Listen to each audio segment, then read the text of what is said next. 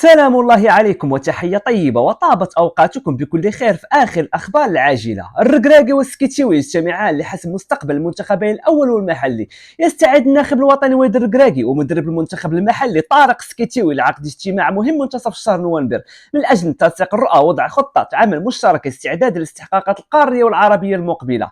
وسيركز الاجتماع على لائحة اللاعبين، خاصة أن المنتخب المحلي يضم عناصر سبقا حملت قميص المنتخب الأول مثل مهدي الحرار، يوسف العامري وانس باش. وحسب تقارير فان سكيتشيوي يدرس امكان استدعاء بعض المحترفين المغاربه في الدوريات العربيه، من بينهم اشرف داري، محمد الشيبي وجواد الياميق، وهو ما يستلزم تنسيق دقيق مع الركراكي لتفادي اي تضارب في الاختيارات.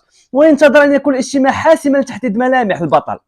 والمعلوم ان مقبلين على كاس افريقيا وكاس العرب. وفي موضوع اخر، نفى الدولي المغربي سفيان بوفال لاعب سانت جوليوز البلجيكي اخبار التي تم تداولها حول وفاه والدته، مؤكدا انها مجرد اشاعات ولا اساس لها من الصحه. اذا جيرونا يكشف الرقم الذي سيحمله أناحي هذا الموسم مع وصوله الى نادي جيرونا الاسباني.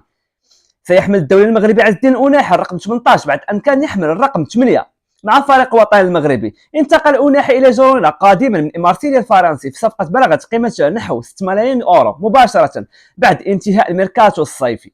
وإذ به يستعد أناحي لخوض مباراته الأولى ضد سيلتا فيغو. وفي موضوع آخر، أكد الدولي المغربي نصير مزراوي المحترف في صفوف فريق مانشستر يونايتد الإنجليزي أن كأس أفريقيا الأمم التي ستقام في المملكة المغربية ستكون تجربة استثنائية. وقال مزراوي في حوار مع صحيفة داس ناسيونال: أعتقد أنها ستكون رائعة، كأس أفريقيا مذهل في بلدنا ولم نفز بها منذ وقت طويل.